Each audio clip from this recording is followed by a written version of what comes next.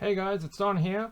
I want to say that the video that is going to follow this short intro has a second part to it appended to the end. There are some additional comments that I think you really will need to watch after the main review. So yeah, please make sure you do check out the ending past where I normally say my bit and sign off. Okay, it's just something that sort of come attention to me after I finished doing the review. So yeah, I hope you enjoy the video, but please do make sure that you check out the actual second ending of the video. It's Don here from the board. Thanks for coming along and checking out this video. So today's video is going to be looking at the Epomaker Wisteria switches. So how this video has come about is that Epomaker actually reached out to me and asked if I'd be interested in reviewing their Wisteria switch. And I said, sure, sounds interesting. Let's get some. So they made me the offer that I could either get a linear set or their tactile set, and I decided to go with the tactiles. For me personally, you know, linears aren't really my kind of thing. I far more prefer the tactiles. I far prefer clickies if they were available in general, but you know, only have the choice of linear or tactile. And that was that. So they sent it using DHL. It came pretty quick. I've got the package here with me, but as per usual, we'll go and check out what they show and say on the website first before we open up the package and check it out. I do want to say that this video is only possible because Epomaker sent it to me, but despite that, they have not given me any script or any text or anything of that nature. Everything that I say is 100% my opinion around what this product is going to be like. Okay, so let's switch on to the website. Here it is. So it is the Epomaker Wisteria switches set, available from Epomaker's website. Looks like there's a bit of a discount at the moment at time of filming. It is 30 pieces for $10 currently, normally $12. It's POM and PTFE, so it should be quite smooth with a polycarbonate housing there. It's compatible with MX switch structure. It's factory lubed, and it's a LED slot, which you can see there, and supposedly a durable lifespan. I don't really know what that means, what that durability is that they're claiming. And then of course there is also the tactile. So looking at between the two, the linear should have a lime light green kind of stem color, and then the tactile version seems to be a orangey kind of stem there. You can see that there is a cut in that stem there. I guess it's a relief cut or a mold position, because you can sort of see the dots there where there's some sprues that probably were removed. Let's have a look at some of these other pictures. So yeah, some fancy shots as per usual. Comes in a box by the looks of it. All right, it's pretty straightforward. Now the description: POM or polyoxymethylene, resilience, low coefficient of friction. Yep, pretty smooth. It should be pretty slippery. And then whatever the PA66 is, which I actually don't know.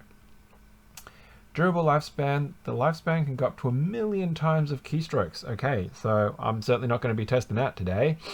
It's a 20.4mm extra long spring, so that will be interesting. I'm not sure I've ever really experienced extra long springs before. The actuation force of 46 grams is relatively medium weight. It's not a bottom out weight. If it was a bottom out weight, then it would probably be a bit on the light side. And then of course pre-travel is 2 mil, so it's nothing super short, but at the same time it's definitely not a long throw there. So that is kind of what we're expecting for the tactile. 46 grams, which really isn't that different compared to the linear, since it's probably just using the same spring. It is 5-pin. So yeah, that means it's a PCB mount switch type, which is cool. Okay. All right. So let's switch over now to the desktop. There we go. And here's the package. So it hasn't been opened. I've just cut it to take the address label off. It did get opened by security. I don't know what they saw somewhere that they thought they needed to cut it open and check it, but then they've repackaged it. So really no issues there. Since I've already given it a good hack job, I'm just going to go from here and open it up some more. All right, just put that down. Okay, so they said that they're going to send me 70 switches, which according to the package, you know, a standard box is 30 pieces. So that means they should have sent me 2 packets, which makes up 60, and then another extra 10 switches. I do find it strange that it is done that way, but maybe they sent me 90, because there's 3 boxes here. Okay, so there's the Wisteria switch packaging there. A card from Epomaker, which says, thank you for your support. Come join the family. So that's cool. I'm just going to put this knife away before I potentially accidentally cut myself. Come on. Get my guard back on there. Okay, sharps are things that you should not play around with. So they've given me 1, 2, 3 boxes. So, okay, so it says Epomaker 30 pieces, Wisteria switches. There is nothing to indicate, since that's in Chinese, they're not very helpful to me, about if these are linear or tactiles. What is really interesting is, well, I mean, the picture there indicates that it's a linear type switch, but of course, you know, I had requested the tactiles. So the box is also upside down to the packaging. So if I go the right way, once again, also upside down, and once again, upside down. Like, you can't open it that way. That doesn't work. So for presentation for factory, could do a little bit better there, I think, personally. Let's see if I've got 60, 70, 90 switches, I don't really know. And if they're going to be tactiles. 3, 2, 1. Hey, so they are tactiles in box 1. I like the box, the mold inside. It's actually pretty cool. Okay, box 2. And then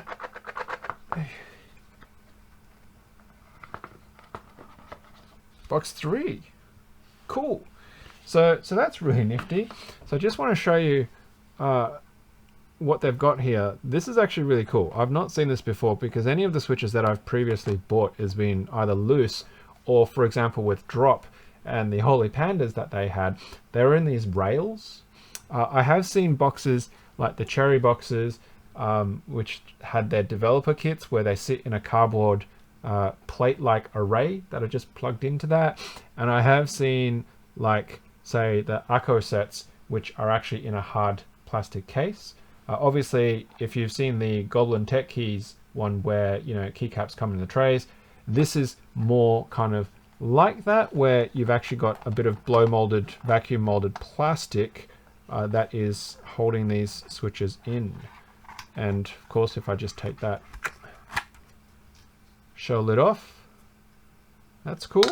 And then there's just a very simple well that these switches sit in. So first visual impression, it is pretty much as the website shows. It is a orangey, creamy, peachy kind of stem with that light lavender kind of purple wisteria flower color body. It is a two-prong style of housing there, so it's not that single flat piece type of housing. And it says Epomaker right there on the top. It's molded into the top of the housing. Okay, first impressions. Let's take out the old cream switch and we'll just put that aside. We'll go into my custom there, and here we go.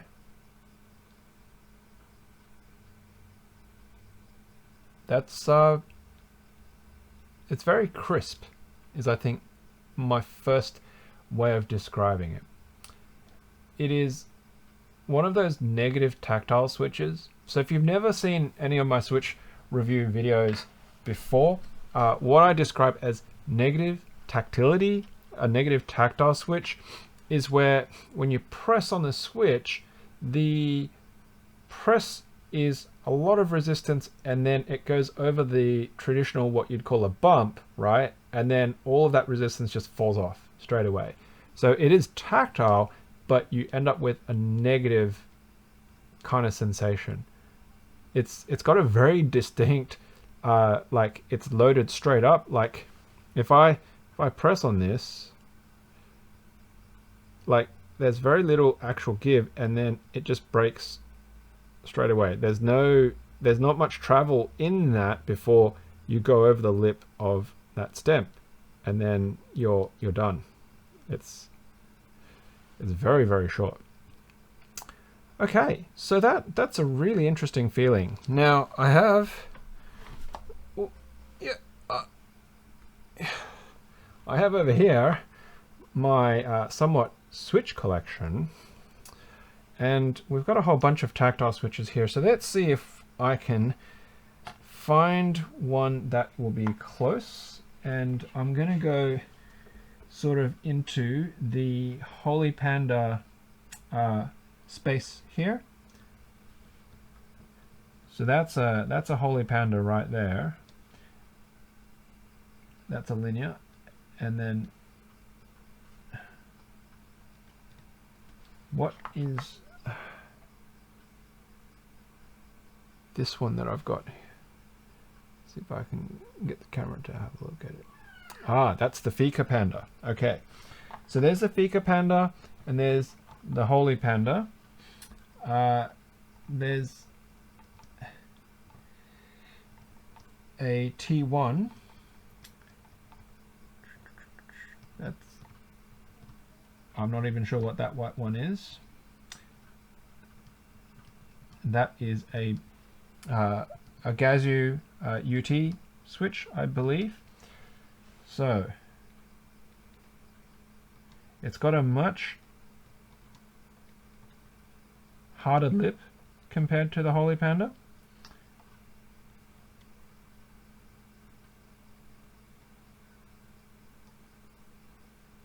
It's very similar to a Fika Panda.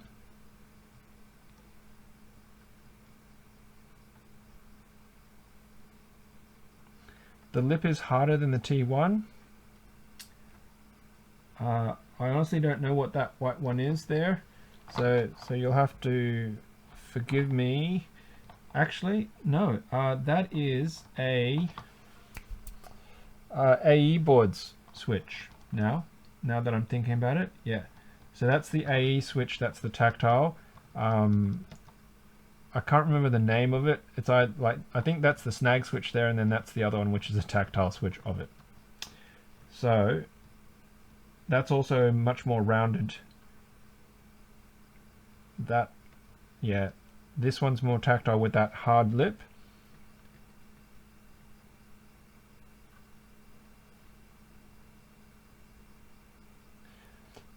The Epomaker Wisteria is actually a firmer than even the Gazoo switch over here. So that's actually really interesting. In terms of some of these,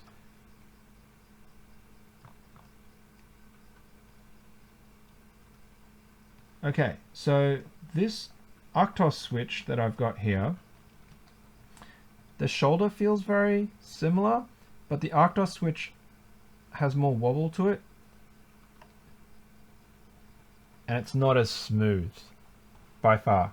It's definitely not as smooth as the Epo. The Epo is definitely a smoother experience and a little bit less stem wobble.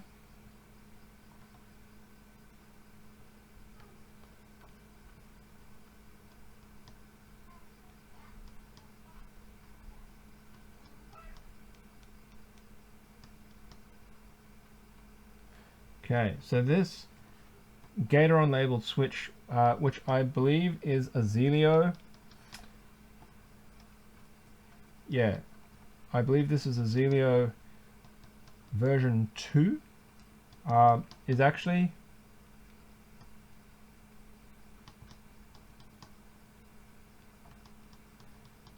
the tactileness of it is very similar, but stem wobble's about the same, but the Epomaker is smoother. Alright, so that's some really interesting comparisons going on there. Definitely in that sort of Zelio range there, we're getting that harder lip, which actually goes back to quite a long time ago. Definitely, it's not as aggressive as the Box Royal. I feel like the Box Royal has a harder lip, but there's definitely a lot more wobble on the Box Royal compared to the Epomaker. And the Epomaker, once again, is still smoother. Wow, okay. So that material combination, that POM PTFE polycarb PA66 housing combination, I think is contributing really nicely, and also probably the factory lube that's going on there, which I think is pretty awesome. In terms of tactile, if you prefer a smoother, rounder bump, this is not that switch for you. If you like that resistance breakaway, and so that it's a lighter fall off, and you're more familiar with, say, like the Holy Panda type of style, the Zelio type of style, then this is probably more for you. You know, if you're into that brown switch type of bump, then this is probably not your type of tactile. All right, so I'm just going to hold this up now to this ribbon microphone that I've got going for just a little bit of sound. Then what I'm going to do is I'll open it up with this, and we can have a look at the stem shape. And then what I want to do is I'm going to cut this, and I'm going to fit out a 40% keyboard that I've got here. That's hot swappable. That allows me to do that quite easily.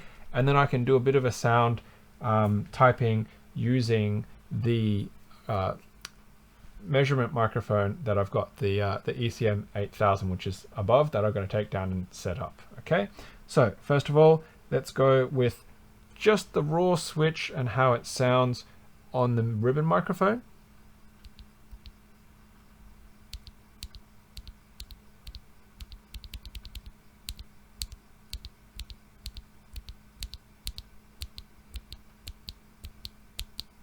So that's hard bottoming it out. If I press it really gently,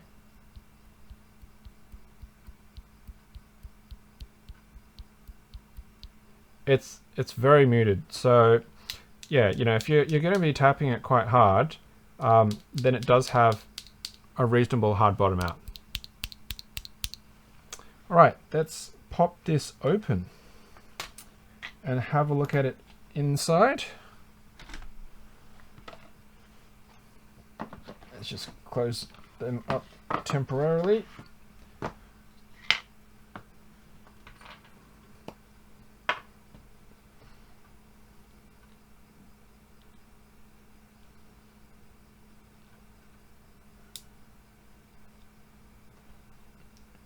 If this will help it.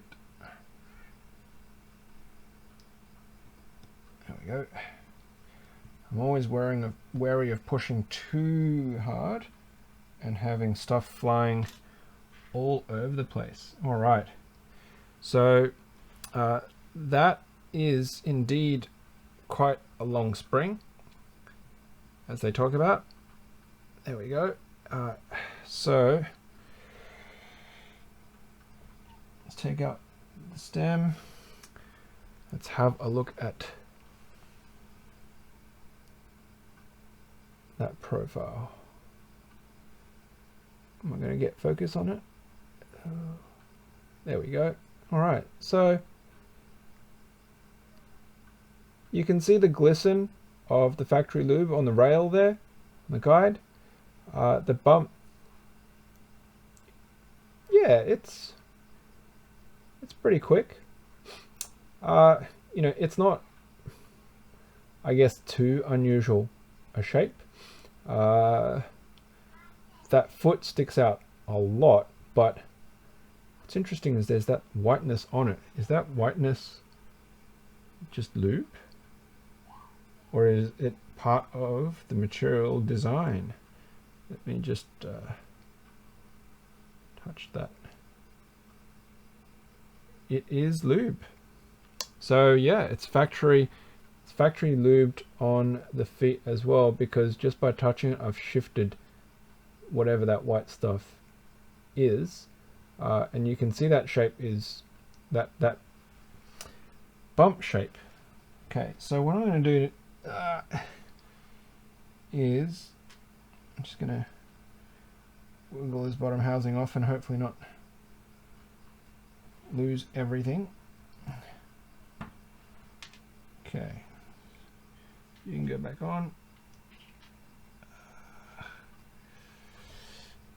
Wholly unprepared for this, and leave like tiny little bits of lubed, greasy marks on my desk. So I said it was very similar to this, what I believe is a Zelio switch. So let's open the Zelio.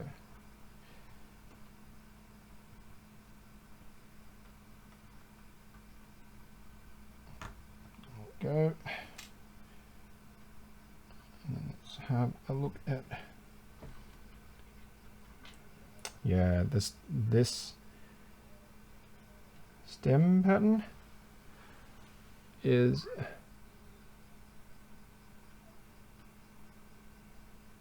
very similar, extremely similar, super duper similar.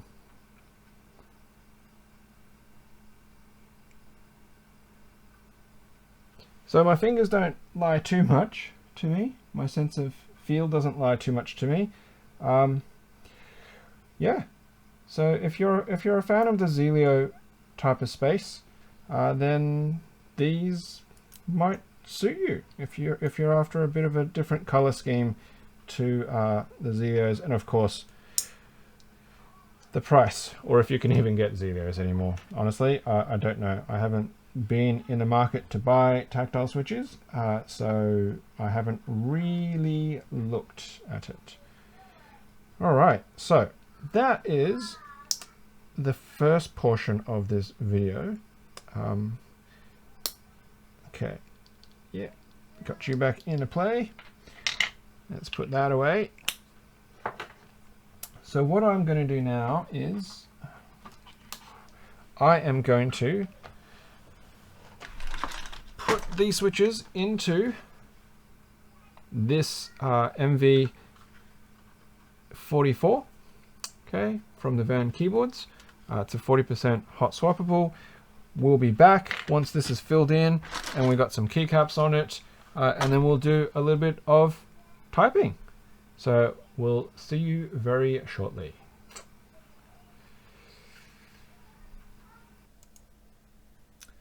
All right, so we're back, and we're now feeding through the measurement microphone down here, which is actually pointed at this MV44. So I haven't filled out the bottom row just because I was like, I don't want to deal with the headache of actually trying to figure out the placements, because it's a bit of a Swiss cheese kind of situation here. These keycaps are quite thick, and what I did discover was that these stems are really, really tight. Okay, so it took quite a bit of effort to actually get them to seat all the way down. Now, what I've got here is just a DSA straight up PBT keycap from Signature Plastics that I laser die subbed myself with a logo for a friend as a test item, and I'm just going to put this straight on to one of these spare switches because I want to see how tight that is. Yeah, that's quite firm. That's not going anywhere, but I don't know if it would be like, it comes off okay, but it is quite firm. Not probably to the concern about cracking keycaps, but compared to say this this Kale Novel Keys cream switch here, it is much more firm to get on. This goes onto this cream switch very easily, whereas you actually do have to push on these Wisteria switches. So what we're going to do now is I'm just going to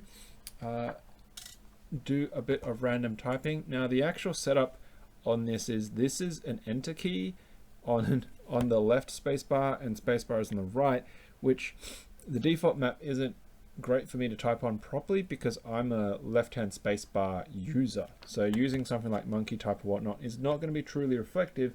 There's no point for speed and accuracy anyway. So I've just got Notepad open and we're just going to do some typing with the measurement microphone. So here we go.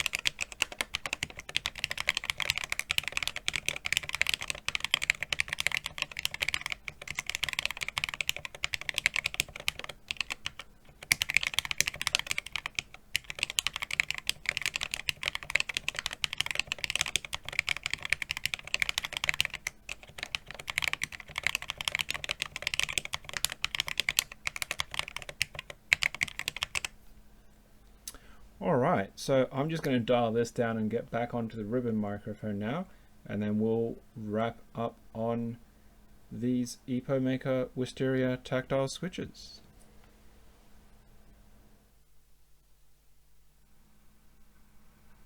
Okay, check, microphone check.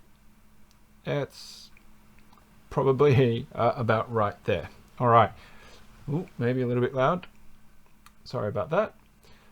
So, typing it on an actual full keyboard experience and typing it sort of my typical typing speed, which is, it's around the 90 words per minute, they're really snappy.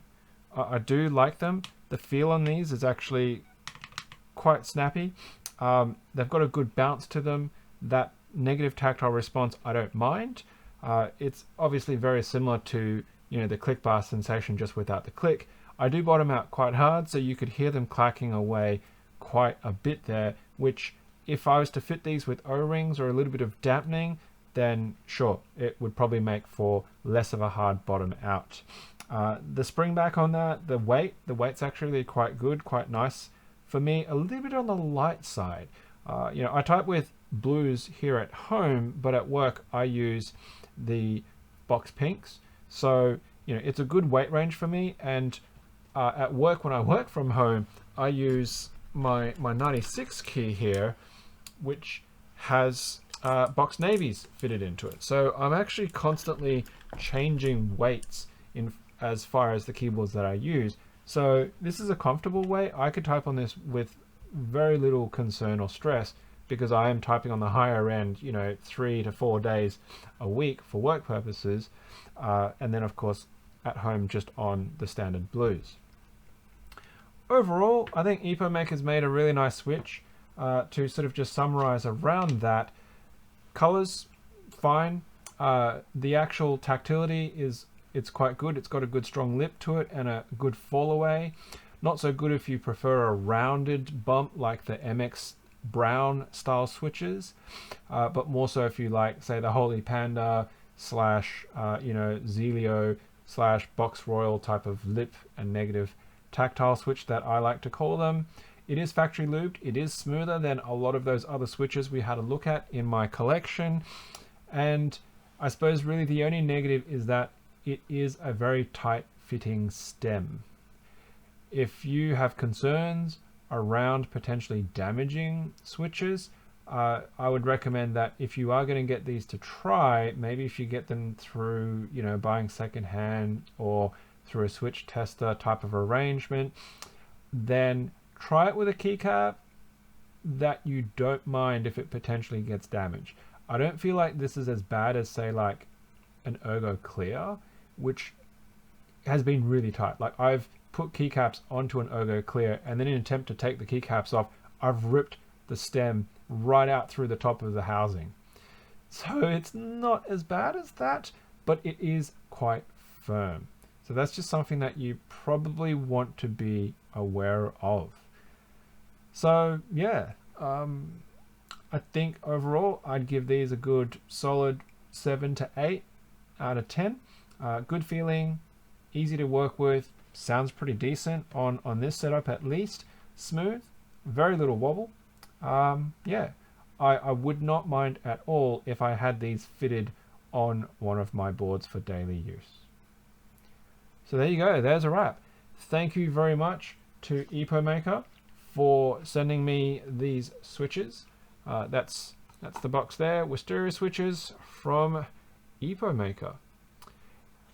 I will have links to where you can get them in the video description below, so if you do want to check them out, please check them out. And of course, if you're lucky that you can get a deal or a discount on them, why not? Make use of it. If you like this video, of course, please hit that like button, bell notification if you want to see more video content like this, and of course subscribe if you are not already subscribed. Leave me a comment below on anything else that you think you'd like me to check out, and of course if you like the way I do stuff here, the way that I review stuff and how I talk about it and check it out, reach out to your favorite makers and have a chat to them and ask if they want to contact me, and then maybe they will, and then maybe I'll get a chance to check out whatever it is they've got on offer. So once again, thank you for coming along and checking out this video, and of course, as usual, until next time, happy clacking. Okay, so hopefully you would have just seen the video, and I sort of rated these Wisteria switches from Epomaker as a 7 to 8 out of 10. In terms of their performance, in terms of their feel and their sound, I really enjoyed them, but I did talk about how tight those keycaps were, and in taking apart the MV44, I was checking the keycaps as I was taking them out anyway, and none of the alphas were damaged, but every one of the gray mods have got stretch marks on them. So yeah, I don't know if the camera's gonna come good on this, but see that is on every gray keycap that I used on that keyboard. I've got to find one that will show it quite visibly. Okay, so that line in the middle there, that is one of the stretch marks that has come from it. So it hasn't fully cracked them, but it's kind of disappointing that it is actually causing damage to some of the stems. The white ones, I don't know if it's a tolerance issue with these, but you see that's right there, right? So my advice around these is definitely try them on a keycap that you don't mind either stretching or breaking, because none of the white ones seem to be damaged, none of the legends, the alphas, sorry, seem to be damaged, but the mods on this particular set have been impacted. Now, because of that, it makes it much harder for me to actually say that these are a recommendable switch. If anything, you know, this is going to go down to a 5 or a 4, because keycap damage tolerances is a big deal.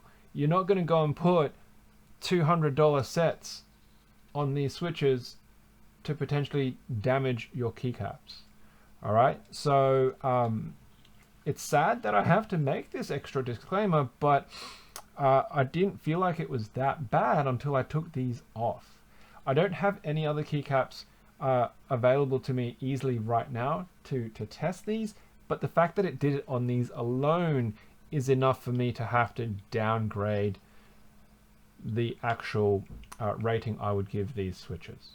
So please use your own judgment call. Get a test keycap that you don't mind potentially stretching or cracking if you are going to try these Wisteria switches, and just be mindful that they are very tight. All right, well, thank you very much for sticking with me on this extra little bit at the end. Yeah, of course, as usual, happy clacking.